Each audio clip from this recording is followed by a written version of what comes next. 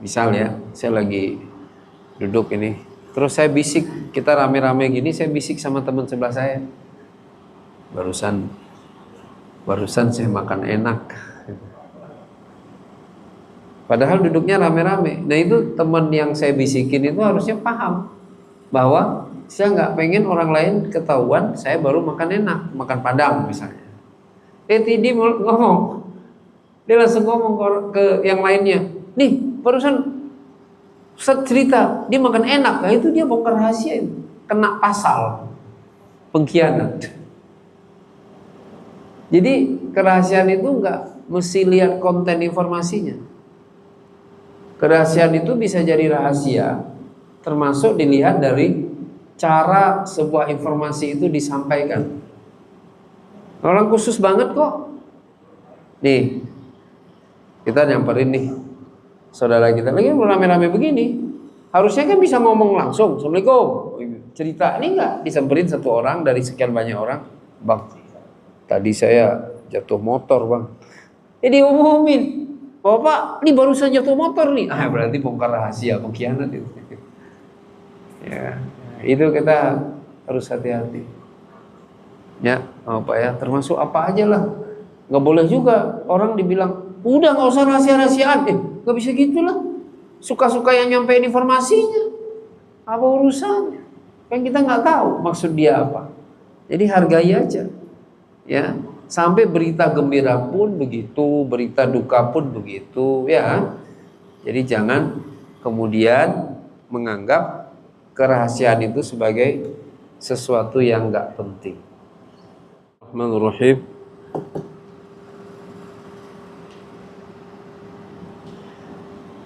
Assalamualaikum warahmatullahi wabarakatuh. Innal hamdalillah nahmaduhu wa nasta'inuhu wa nastaghfiruh wa nastahdihi wa na'udzu billahi min syururi anfusina wa min sayyiati a'malina.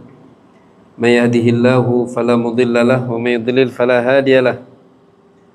Asyhadu an la ilaha illallah wahdahu la syarika lah wa asyhadu anna Muhammadan 'abduhu wa rasuluh sallallahu alaihi wa ala alihi wa sallama la nabiyya ba'da amma ba'd. Khatul iman, hafizakumullah. Kita masih di kitab adab. Jadi di Riyadhus Shalihin itu ada beberapa bab gitu ya. Hari ini kita nyebutnya bab, zaman dulu mereka nyebutnya kitab. Ya, jadi ada sedikit perbedaan, namun ya sama aja sih ya. Bedanya kalau bab kan pintu artinya. Kalau kitab buku. Ya. Jadi kalau kitab artinya gini. Misalnya sekarang kita kitab adab. Ini kalau orang nggak mau baca kitab lainnya dalam Riyadhus Shalihin boleh. Karena dia sudah mengkhatamkan satu kitab. Jadi sebenarnya kalau kita ngaji Riyadhus Shalihin, hakikatnya kita tidak hanya ngaji satu kitab, tapi ngaji banyak kitab. Ya. Nah temanya adab kemarin tentang jaga rasa malu. Ya. Malu itu positif, tidak ada sedikit pun unsur negatif dalam rasa malu. Ya. Nah sekarang bab tema kedua dalam bab adab itu adalah hifdzu as-sir, menjaga rahasia. Bab hifdzi as-sir, jaga rahasia. Namanya aja rahasia ya, harus dijaga agar jangan terbongkar. Nah, bahasa Arab itu as-sir al-alan, yang rahasia dan yang terang benderang. Nah, kalau yang terang benderang nggak ada yang perlu dijaga, semuanya tahu. Silahkan dibicarakan, silahkan didiskusikan. Yang perlu khusus untuk dijaga itu adalah yang as-sir, ya. Jamaknya asrar. Dan ini cukup serius karena zaman Nabi dulu ada satu sahabat Nabi yang ditugasi untuk menjaga rahasia Nabi.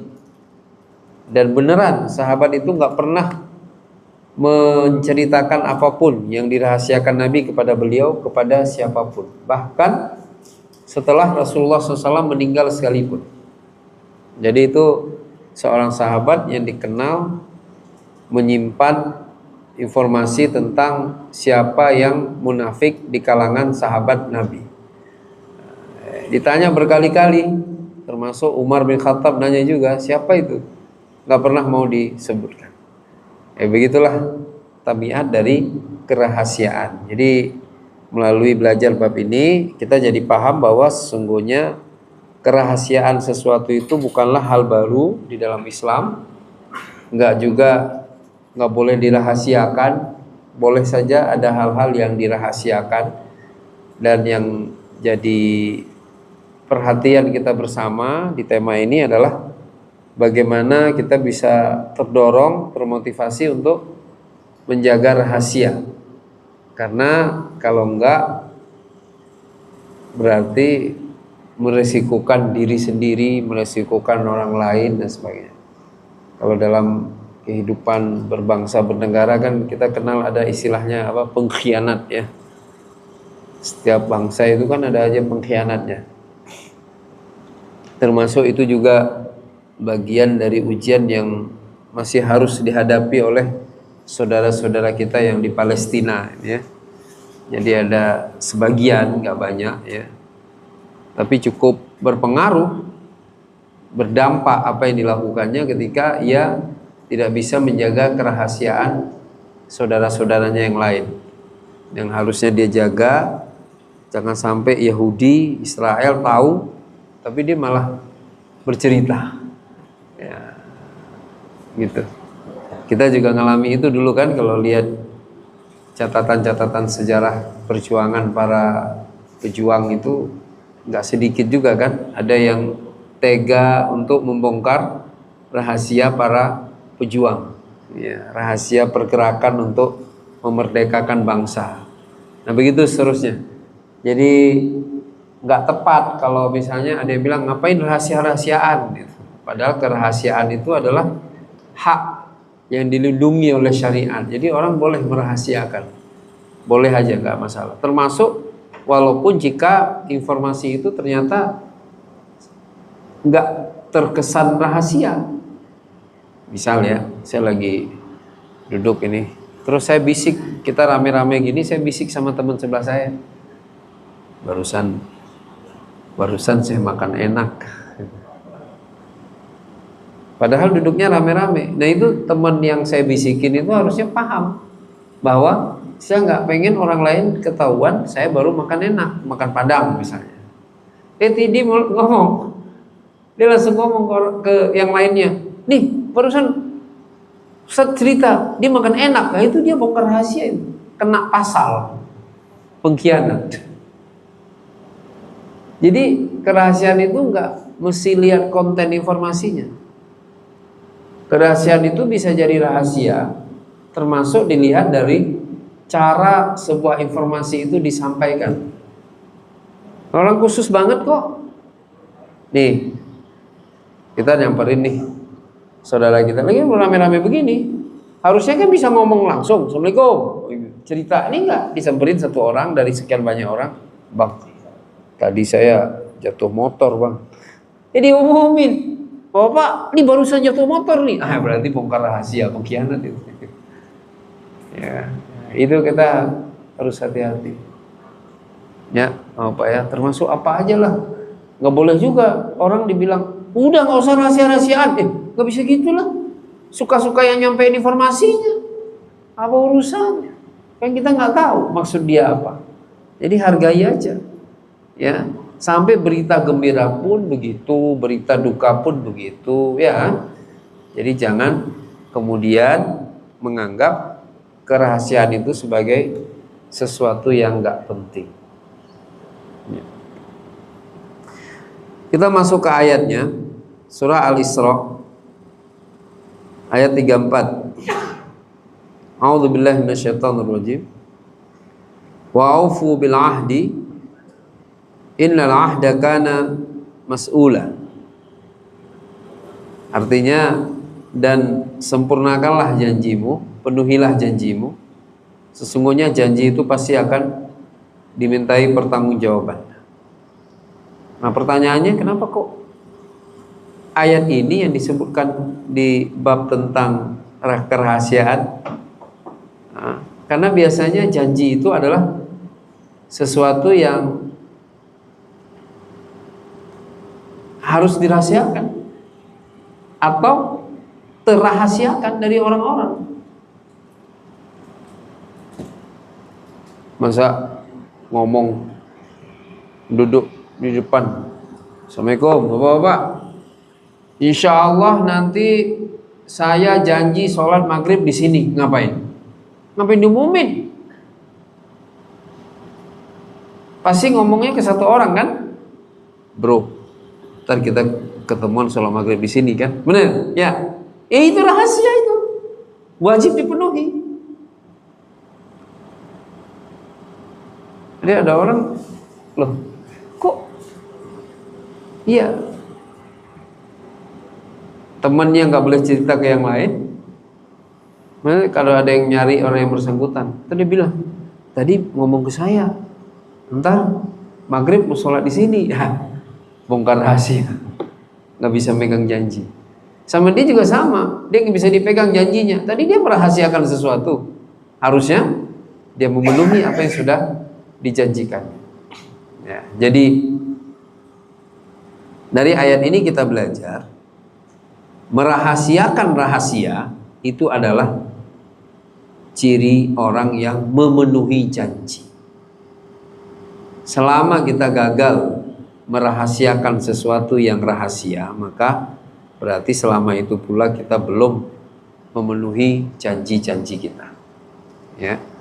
Di yang dimuliakan Allah SWT, wa'afu bil ahdi innal ahda kana mas'ula. Penuhi janji, karena janji itu pasti akan ditanya. Karena janji biasanya diucapkan secara rahasia. Hifdzu as-sir, jaga kerahasiaan. Kan nggak enak. Tadi duduk berdua, ntar saya maghrib sholat di sini, kata temennya, oke, kita sholat di sini ya. Temannya datang maghrib, dia nggak datang. Apa yang terjadi?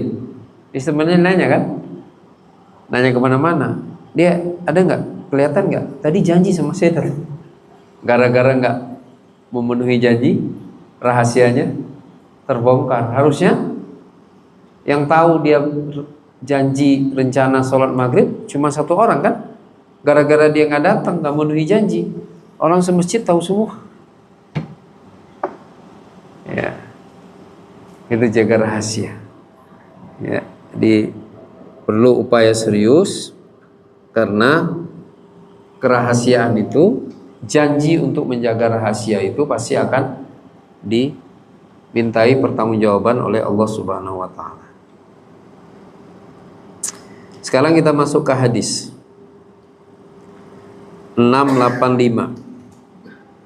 An Abi Sa'id Al-Khudri radhiyallahu anhu qala qala Rasulullah sallallahu alaihi wasallam, inna min asyarran nasi indallahi manzilatan yaumal qiyamati rajulun yufdi ilal mar'ati wa tufdi ilaih thumma yanshuru sirraha. Orang yang paling buruk kedudukannya hari kiamat, seorang laki-laki yang bertemu dengan istrinya, kemudian dia berhubungan dengan istrinya, dan kemudian ia menceritakan rahasia istrinya kepada orang lain. Ya, jadi rahasia itu nggak mesti buruk. Bisa saja istrinya memang cakep dan seterusnya dan seterusnya, dan yang diceritakan adalah hal yang baik tentang istrinya. Tapi karena hubungan itu kan dilakukan tanpa bisa diakses oleh orang lain, nggak ada yang tahu, nggak ada yang lihat, rahasia sifatnya. Tiba-tiba dia menceritakan apa yang seharusnya dirahasiakan.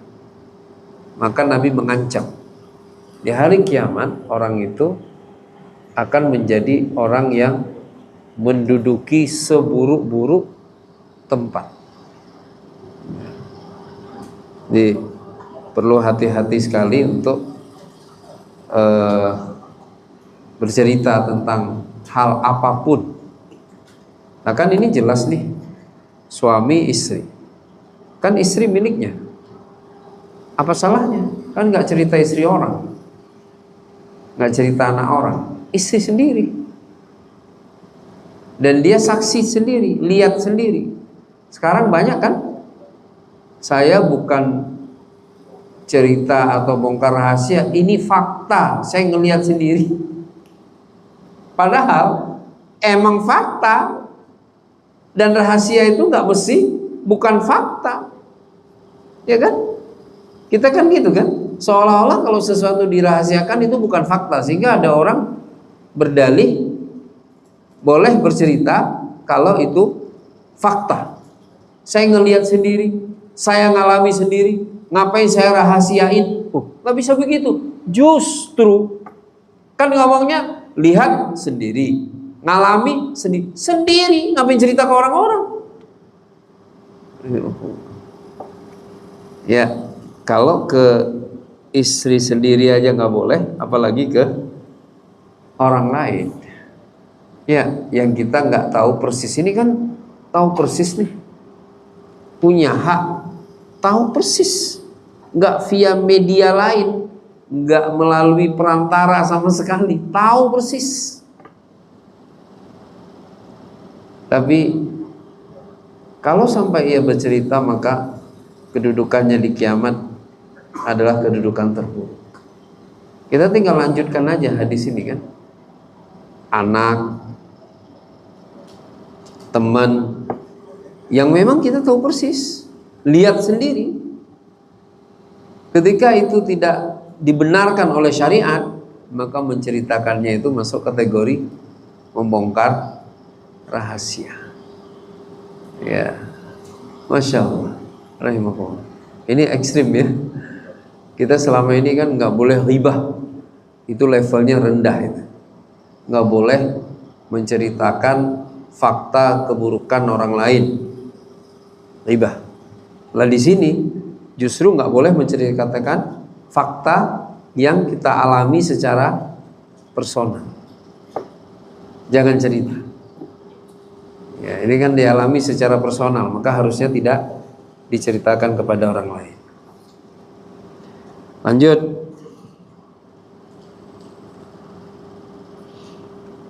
An Abdullah bin Umar, hadis nomor 686. Anna Umar radhiyallahu an hina ta'ayyamat bintuhu Hafsah qala laqitu Uthman bin Affan radhiyallahu an fa'aradtu alayhi Hafsah faqult in syi'ta ankahtuka Hafsah bint Umar qala sa'anzur fi amri falabithtu layali thumma laqiyani faqala qad badali an la tazawwaj yawmi hadha. Umar, kan ada anak Umar namanya Hafsah, ya, meninggal suaminya. Meninggal suami, Umar datang menemui siapa yang pertama tadi? Uthman. Umar datang menemui Uthman. Uthman, apa pendapatmu kalau saya menikahkan putri saya denganmu? Jawaban Utsman apa? Sa'anzur fi amri. Oke, saya lihat-lihat dulu ya, saya mikir-mikir dulu, gitulah kalau bahasa kita. Kata Umar, saya tunggu bermalam-malam, berhari-hari, nggak ada jawaban. Sampai akhirnya saya ketemu lagi dengan Utsman. Dan tiba-tiba kata Utsman apa? Badali alla atazawwaja yaumi hadza.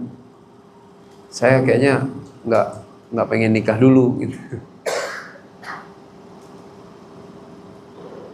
Hafsah. Oke.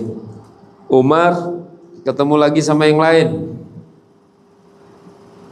Ketemu dengan As-Siddiq Abu Bakar. In syi'ta angkahtuka Hafsah bint Umar. Sama. Kalau kamu mau Abu Bakar, kata Umar ke Abu Bakar, kalau Anda mau, saya nikahkan putri saya dengan Anda. Ya. Yang kali ini lebih gawat lagi. Abu Bakarnya nggak jawab sama sekali. Samata Abu Bakr, walam yaqul syai'an. Dia nggak ngomong apa-apa, diam aja. Abu Bakar. Ya. Falam yarji ilayya syai'an fakuntu alaihi awjada minni ala Uthman. Falabitha layali thumma khatabahan Nabi sallallahu alaihi wasallam. Kemudian Umar nunggu berhari-hari nggak ada kabar. Akhirnya malah dilamar oleh Rasulullah sallallahu alaihi wasallam. Saya ulang kisahnya. Jadi ada seorang wanita muslimah namanya Hafsah. Beliau adalah putrinya Umar bin Khattab. Meninggal suami, kan masih diurus oleh ayah lagi kan? Perempuan kan begitu kan? Meninggal suami balik ke ayah, berarti masih ada ayah. Nah kata Umar, nyari calon suami. Datang pertama ke Utsman, nawari Utsman. Utsman bilangnya sa'andur fi amri, saya mikir-mikir dulu ya, kata Utsman. Nunggu berhari-hari, ketemu lagi Umar sama Utsman. Jawaban Utsman, qad badali an la atazawwaja yaumi hadza. Waduh, kayaknya saya nggak nikah dulu nih, kata. Oke. Umar nyari lagi, ketemu sama Abu Bakar As-Siddiq. Juga lagi Abu Bakar nggak jawab, diam aja Abu Bakar. Ya. Sampai kemudian nggak lama dapat kabar, tersiar kabar Rasulullah meminang Hafsah, perempuan yang tadinya ditawarkan oleh ayahnya sendiri, oleh Umar, kepada Utsman nolak, Abu Bakar juga nolak, akhirnya dilamar oleh Rasulullah sallallahu alaihi wasallam. Nah, kita lihat lanjutan kisahnya. Fa ankahtuha iyyah falaqiyani Abu Bakar faqal laqad wajadta alayya hina aradta alayya Hafsah falam arji ilayka syai'an faqultu na'am qala fa innahu lam yamna'ni an arji ilayk fima aradta sya'alayya illa anni kuntu alimtu anna Rasulullah sallallahu alaihi wasallam dzakaraha falamma qulu fi sirri Rasulullah. Ya, udah kan dilamar sama Nabi kan? Berarti udah jadi istri Nabi, lamar nikah. Habis itu ayahanda Umar ketemu lagi dengan Abu Bakar. Apa kata Abu Bakar? Abu Bakar, Umar, sini, kamu pasti penasaran. Kenapa kemarin kamu nawari saya Hafsah, saya diem aja. Tahu nggak kenapa? Kata Abu Bakar, tidak ada yang menghalangiku untuk menikahi putrimu kecuali, kata Abu Bakar, aku pernah mendengar Rasulullah SAW nyebut nama Hafsah. Itu yang membuatku nggak berani menerima tawaranmu. Seandainya Nabi nggak menyebut namanya atau Nabi tidak mau menikahi Hafsah, pasti aku akan menerima tawaranmu, wahai Umar. Masya Allah. Coba, keren kan? Begitu Islam menjaga kemuliaan. Kebayangkan kalau waktu itu Abu Bakar langsung ngomong ke Umar, Umar, Anda ini gimana sih? Tahu nggak? Itu putri Anda itu udah disebut namanya sama Rasulullah. Apa yang akan terjadi? Nggak enak lah. Masa Nabi nyebutnya nama perempuan? Orang kan nggak dapat konteksnya jadinya. Kesannya Nabi jelek banget, nauzubillah min zalik. Itulah kerahasiaan itu begitu. Ya. Harus dijaga. Sekarang kan kadang ada kan? Mungkin bapak-bapak nggak sengaja ya, karena udah temen deket, ya nggak? Ada yang lewat di jalan, solehah, muslimah, mutahajibah, masya Allah, ya nggak? Bisik dia sama temannya, masya Allah, kalau dia mau sama saya juga mau. Bisik, yang tahu satu orang, ini bagi cerita ke orang-orang.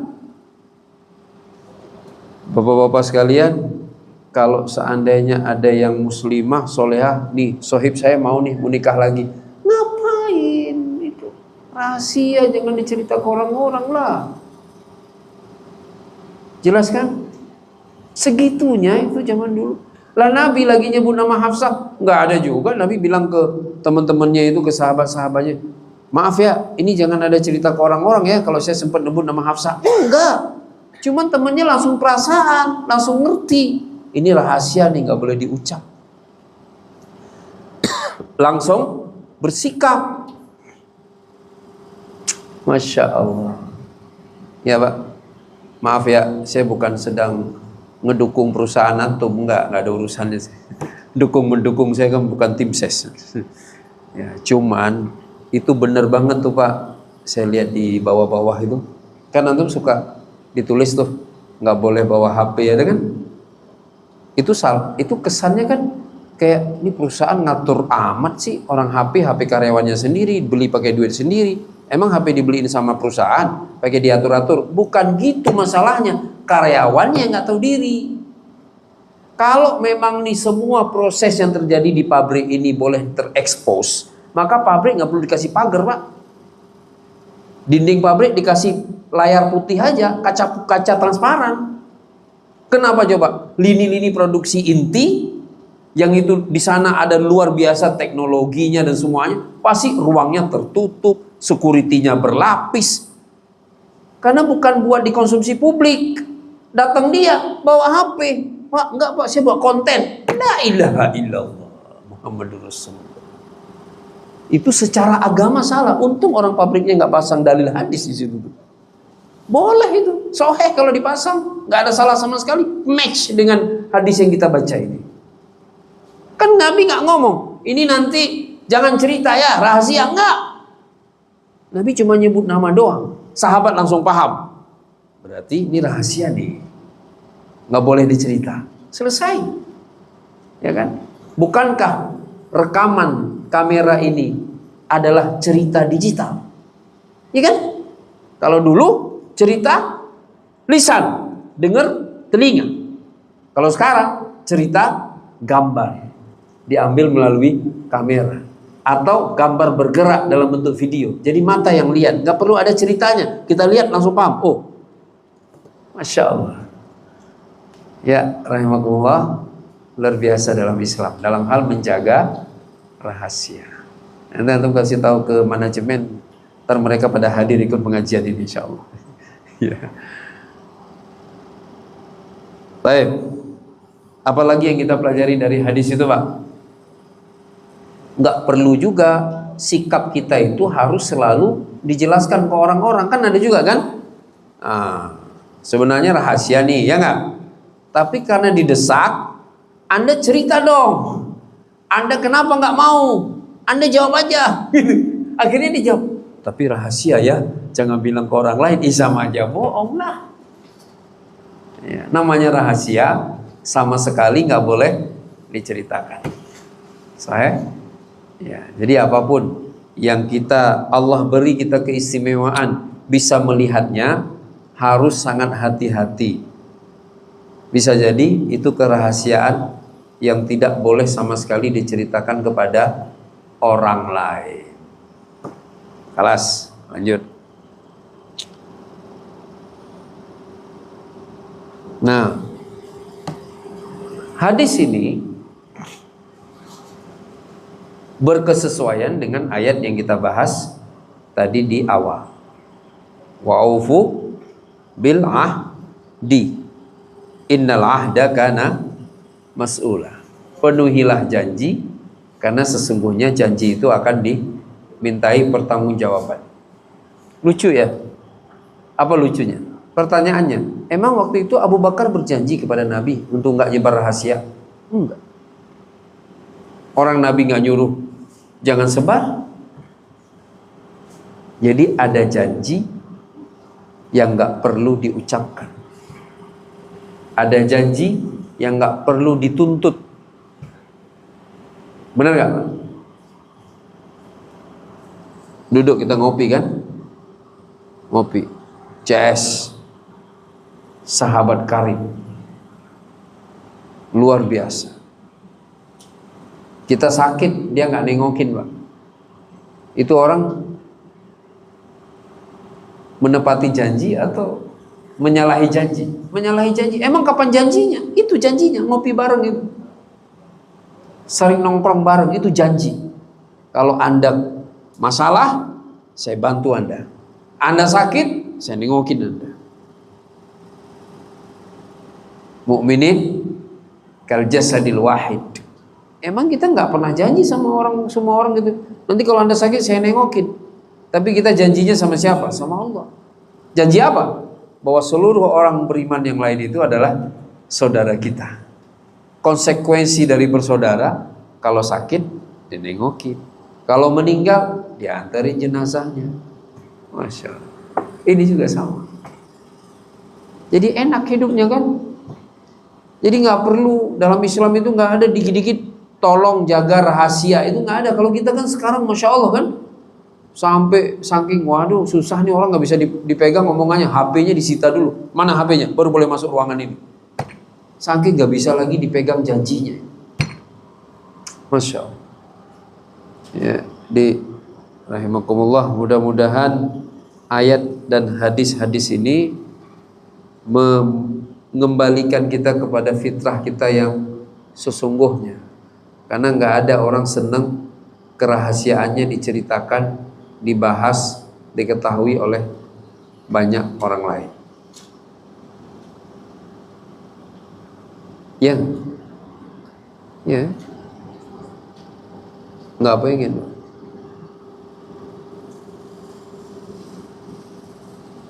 Saya punya anak, gak pernah masuk sekolah, bolos mulu. Namanya bolos, ketahuan. Sama siapa? Orang sekampung? Enggak dong. Gurunya doang. Sama security sekolah, sama guru BP, sama guru pelajaran jam pertama, ya enggak? Karena suka telat. Emang enak? Tiba-tiba info itu sampai ke AHM misalnya. Saya ngajar ngaji gini, tiba-tiba DKM nyamperin saya, Ustaz, bersabar ya Ustaz ya, insya Allah nanti anak Ustaz suatu hari akan jadi anak soleh. Nyebelin gak itu? Nyebelin, antum ngapain sih? Iya kan, saya tahu Ustaz, anak Ustaz suka bolos. Astagfirullah. Bener kan? Gak suka kita ngapain? Ya.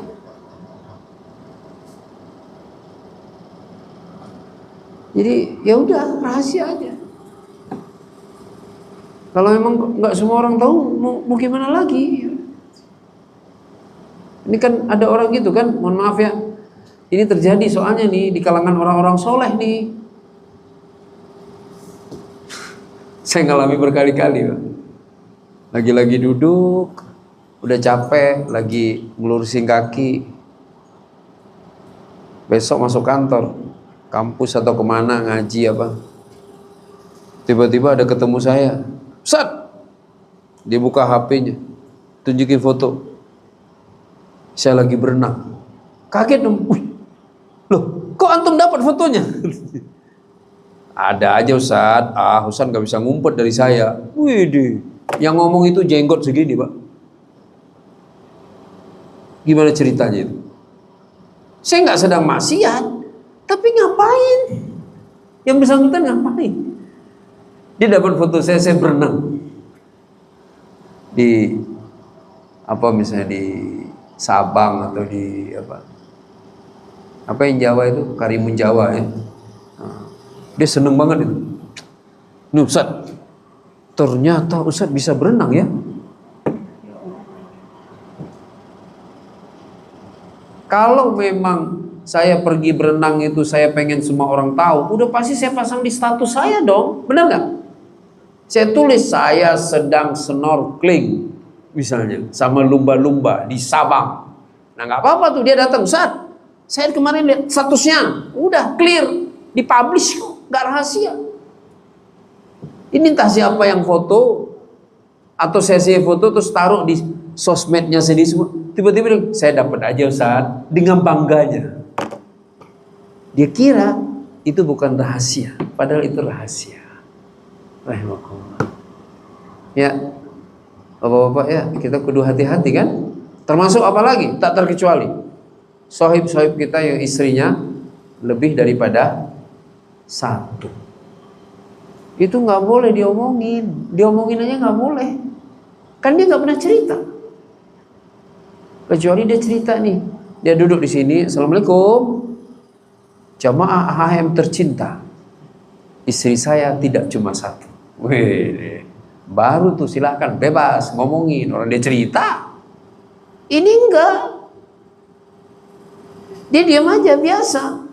Tapi Masya Allah, ya kan, saya dapat nih dari sosmed temen, dari siapa, saya dapat kabar dari orang kompleknya, di kemarin nikah lagi. La ilaha illallah. Serem banget Pak resikonya tuh. Resikonya super serem. Ya. Dan kemudian sama sekali tidak menguntungkan. Ya. Nah, kalau bicara begini, yang paling enak siapa? Saudara-saudara kita yang kerja di media televisi atau media apapun, ya kan? Yang mereka khusus mengurusi acara-acara gosip. Waduh, nggak tahu tuh di akhirat kayak apa itu. Wallahu a'lam. Mereka nyebutnya kan hiburan. Bener nggak? Objeknya terhibur. Wallahu a'lam. Kalau sampai objeknya tersakiti, nggak ridho, Masya Allah, siap-siap aja rahimakumullah. Ya kan? Kerja dapat gaji nggak seberapa, kerja nggak terlalu lama, pensiun juga pas-pasan, mati masuk neraka. Gara-gara bukan lagi nggak bisa jaga rahasia, tapi malah nyari-nyari rahasia orang untuk dibongkar. Mending bablas biasanya kan, apa itu? Ngarang cerita, namimah udah kategorinya. Udah bukan ribah lagi, udah berani namimah. Kabar-kabarnya, isu-isunya, gosip-gosipnya, dia seperti ini. Walaupun di endingnya kita nggak tahu hakikatnya. Ya elah, dari tadi kenapa nggak diem aja, ngapain ngomong? Kalau ujungnya kita nggak tahu hakikatnya, ya kan? Harusnya acara gosip itu dibuka, acara gosip. Udah gitu bawa acaranya. Karena kita nggak tahu hakikatnya, maka acaranya selesai. Assalamualaikum. Kan gitu. Ini dia ngegosipin orang dulu, udah capek, baru dia ngomong di ujungnya. Walau bagaimanapun kita wajib baik sangka dan kita nggak tahu hakikatnya. Udah memprovokasi orang setanah air, akhirnya baru mengklarifikasi. Ya nggak bisa lah. Ya, mudah-mudahan media-media televisi kita beralih cari acara yang nggak bikin dosa, yang bikin acaranya. Kita kasihan sama teman-teman yang di situ aja kan. Mereka sholat juga kalau yang Islamnya, yang perempuannya tutup aurat juga. Kerjanya malah bongkar rahasia orang.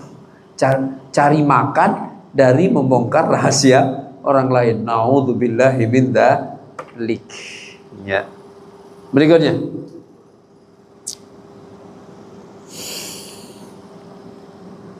Hadis 687. Aisyah, kunna azwajun Nabi sallallahu alaihi wasallam indahu fa aqbalat Fatimah tamshi ma tukhti'u mashituha min mashyati Rasul syai'an falamma ra'aha rahaba biha wa qala marhaban bibnati thumma ajlasaha an yamini aw an shimali thumma sarraha fabakat bukaan syadidan falamma ra'a jaza'aha sarraha thaniyah fadhahika. Lagi duduk-duduk Aisyah bersama istri-istri Nabi lainnya. Nah bapak-bapak kalau ngomong jangan salah-salah ya. Yang bapak-bapak lagi ngomong benar-benar ikut bahasa hadis. Tadi saya lagi duduk-duduk sama istri-istri saya. Itu orang wis Kalau Nabi memang azwaj, istrinya banyak. Aisyah cerita lagi duduk sama istri-istri Nabi lainnya. Ada Nabi juga di itu, sallallahu alaihi wasallam.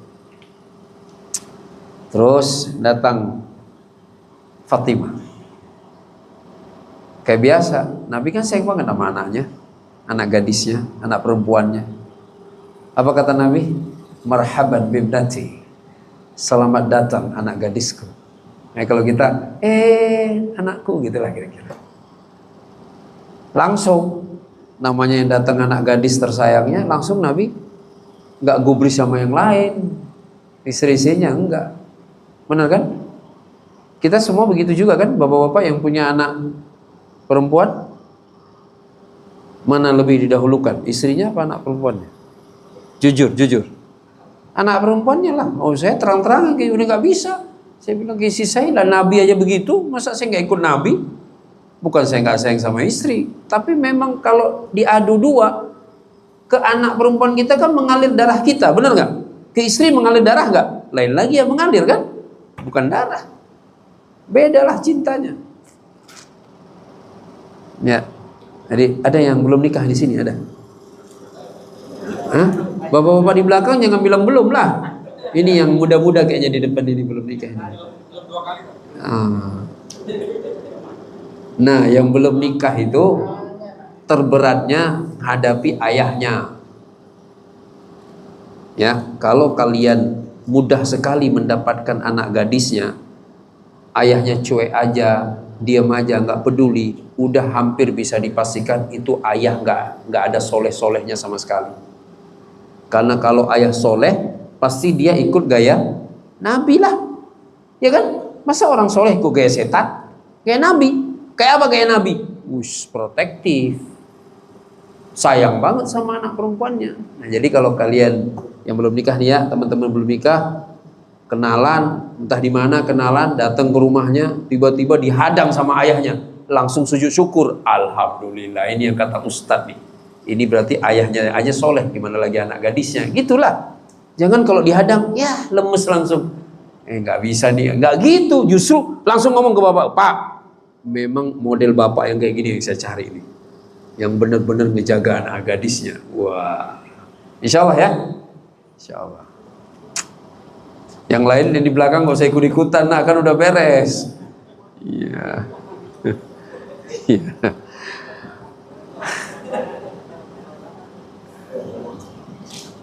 Nah, terus dan sama Nabi duduk. Fatimah duduk sebelah kanan, pindah lagi duduk sebelah kiri. Duduk langsung. Bahkan kalau kita baca riwayat ini ya duduk sebelah benar, di sebelah Nabi duduk. Jadi tadinya isi Nabi gini misalnya, wallahu alam ilustrasinya bagaimana, tapi kira-kira begitu mereka duduk bareng gitu, tiba-tiba Nabi pengen Aisyah, Fatimah duduk sebelah kanannya, sekali dipindahkan sebelah kirinya. Masya Allah. Dan saat itu Fatimah nggak muda lagi. Orang peristiwa ini sudah menjelang wafatnya Rasulullah. Sudah mau wafat Nabi. Nah, terus apa yang terjadi? Udah duduk kan sebelah, dibisikin Fatimah. Padahal kan banyak yang lain. Nabi nggak ngomong gitu aja, nggak bisik, nggak kedengeran sama yang lain. Bisik pertama, Fatimah nangis. Bisik kedua, Fatimah senyum tertawa. Udah selesai, langsung dong Aisyah, istri Nabi, langsung nyamperin Fatimah. Fatimah, tadi Nabi ngomong apa? Nggak ada.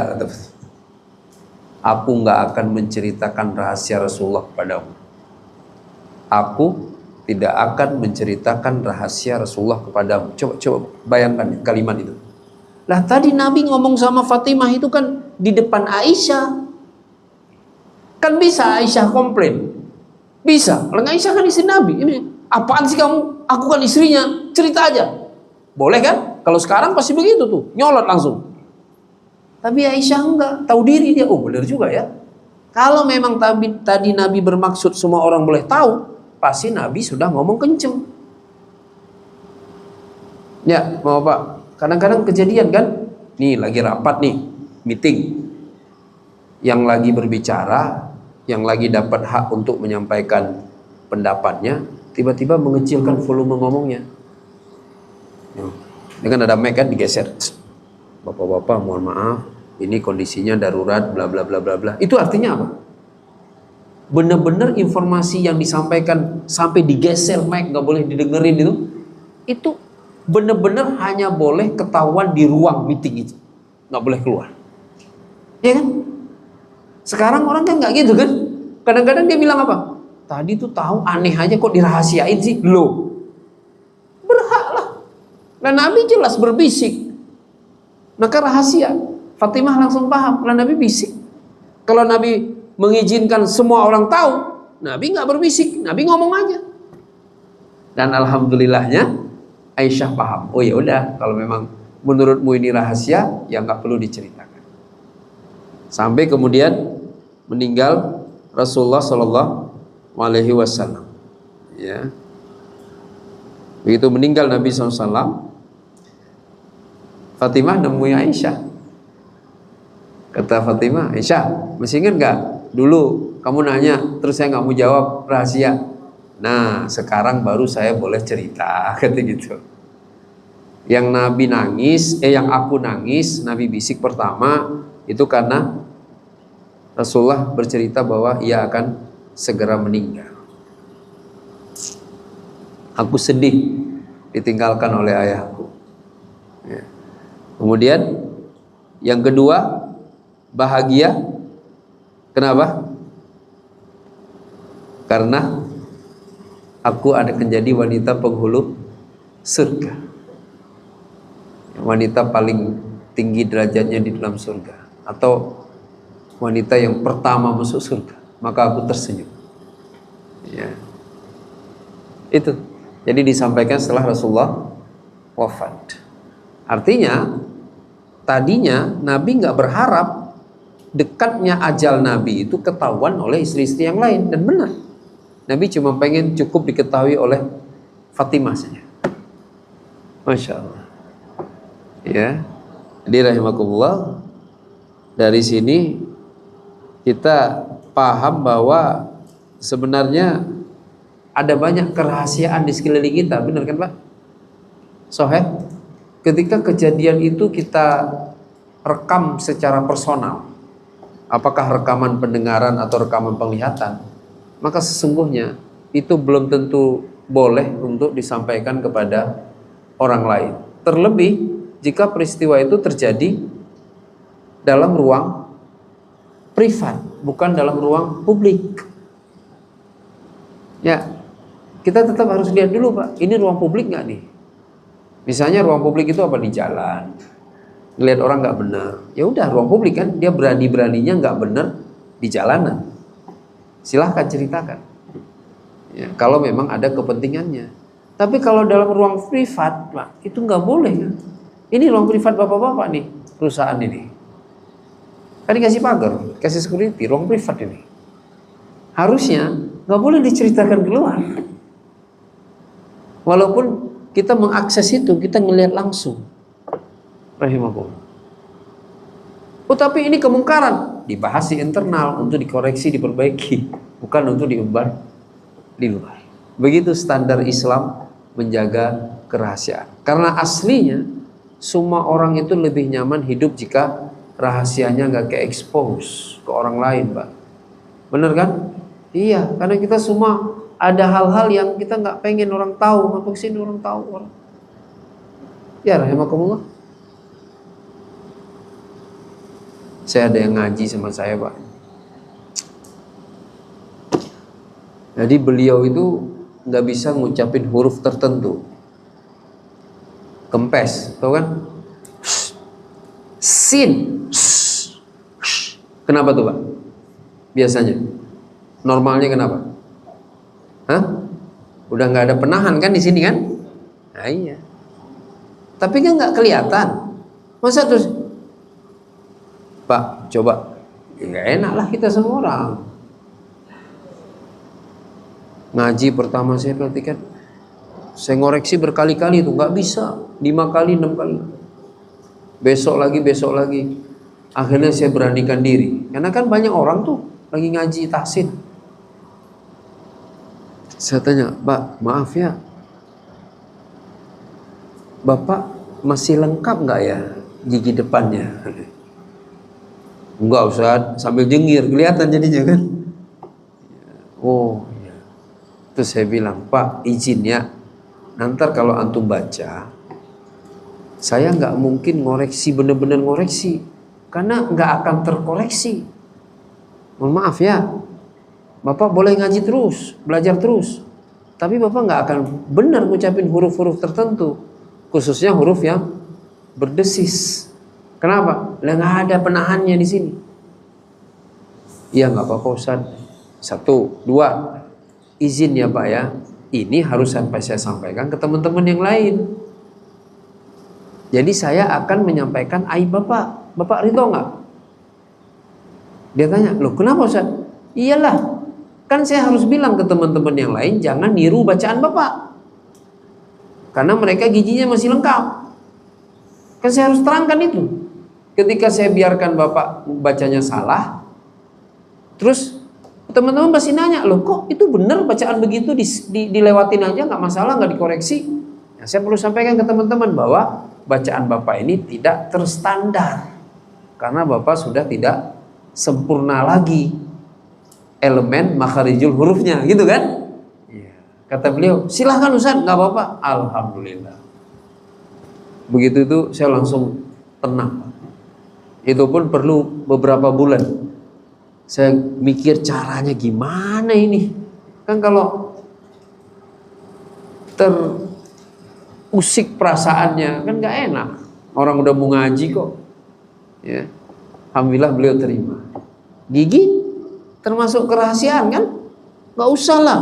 Ketemu teman kita baru tanggal giginya, tiba-tiba senyum dari jarak jauh. Begitu dekat kita paksa, coba senyum lagi. Tadi kok kayaknya nggak ada di gigi. Jangan gitulah, rahasia itu.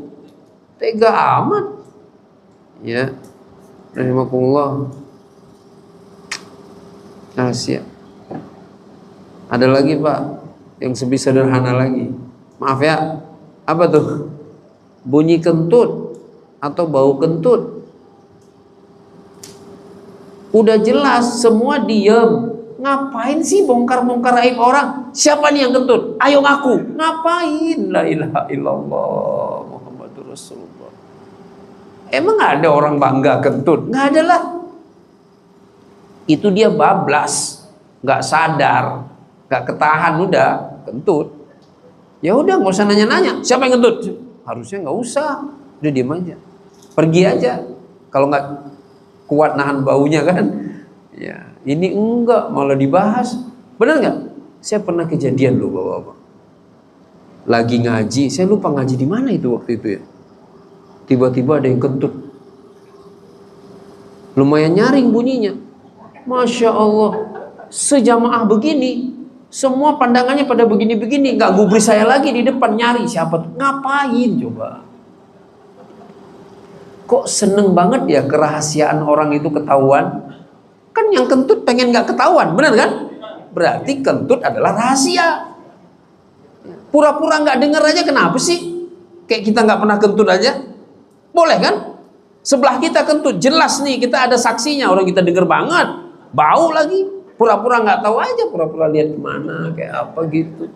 Kan seneng dia, bahagia kan? Bisa-bisa pulang, bang makan bakso yuk. Loh, kok ngajak saya makan bakso? Tadi abang baik banget, nggak ngasih tahu saya yang kentut. Masya Allah. Ya, jaga rahasia. 688 dari Thabit an Anas, ata alayya Rasulullah wa ana al'abu ma'al ghilman fasallama alayna faba'athani fi haja fa'abta'tu ala ummi falamma ji'tu qalat ma habasak faqult ba'athani Rasulullah sallallahu alaihi wasallam li hajatin qalat ma hajatuh qult innaha sir qalat la tukhbiranna bi sirri Rasulillahi ahadan qala Anas wallahi law haddathtu bihi ahadan la haddathtuka bihi ya Thabit. Masya Allah, luar biasa ya. Ini kisahnya dari Anas. sahabat kecil Nabi, lagi main dia sama teman-temannya. Dipanggil sama Nabi, Anas, sini. Nabi nyuruh sesuatu, nggak disebutkan di sini. Pokoknya Nabi nyuruh dia melakukan sesuatu. Dah, jadilah si Anas karena melakukan tugas yang diberi Nabi telat pulang ke rumah. Sampai ke rumah ditanya dong sama emak, Anas dari mana? Jawab Anas, maaf mak, telat. Tadi melaksanakan perintah Nabi dulu. Nabi nyuruh sesuatu. Emak nanya, apa itu? Nyuruh apa Nabi? Boleh nggak mak nanya? Boleh dong, emak. Masa nggak boleh nanya? Tapi lihat anak hebat itu jawab apa? Mak, aku tidak akan membongkar rahasia Rasulullah kepadamu. Masya Allah. Tuh. Keren ya. Terus apa kata mak? Bener nak, jangan pernah engkau menceritakan rahasia Rasulullah kepada siapapun. Malah maknya ikut-ikutan setuju. Karena semuanya pada paham agama. Masya Allah. Keren kan? Coba kalau bapak-bapak begitu pak. Nih harusnya pulang jam berapa malam ini? Yang udah mau pulang. Nyampe rumah jam berapa biasanya? 9. Oke. Tiba-tiba nyampe rumah jam 12. Ya kan? Ditanya dong sama istri, abang dari mana? Weh. Si abang jawab, ya keliling-keliling lah. Nanya, keliling-keliling ngapain? Ya ada teman. Temennya siapa? Sebut namanya. Aminah temennya. Atau jangan Aminah lah, masa Aminah sih? Siapa kek? Tuh dia nanya, ngapain itu? Pergi kemana? Jawab, aku tidak mungkin membongkar rahasia sahabatku kepadamu, wahai istriku. Wih, kira-kira malam itu boleh tidur di rumah nggak? Aduh, langsung dikunci lagi pintunya. Ya udah pergi sama teman katanya gitu ya. Maka kalau nggak apa, masih saya ingin saya sampaikan, kalau isi soleha nggak bakalan nanya, ya kan?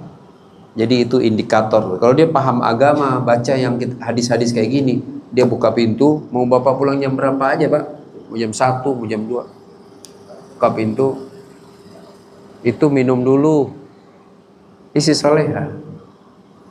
Udah makan, udah, oh ya udah, makanan udah taruh di meja, dimasukin lagi ke lemari. Ganti baju dulu baru tidur. Isi soleha nggak nanya. Kenapa nggak nanya? Karena laki-laki nggak diciptakan untuk jadi orang yang di rumah. Laki-laki itu makhluk luar rumah. Beda sama perempuan. Lah iya, bukan kata saya. Kata hadis kan. Perempuan itu apa? Dalam hadis, kullukum ra'in wa mas'ulun 'an ra'iyati. Perempuan ra'iyatun fi baiti zaujiha. Perempuan itu manajer di rumah suaminya. Jadi kalau suami istrinya lama pulang, nanya, kemana? Ngapain? Kok pulang jam segini? Nanya. Tapi istri, dia nggak sepatutnya nanya. Suami yang tahu diri, sayang dia sama istrinya, ya dia ngomonglah dari awal. Ini telat ya, nggak jam 9 sampai rumah karena di jalan bla bla bla bla. Begitu seharusnya, ya kan? Jadi masing-masing ambil porsinya masing-masing.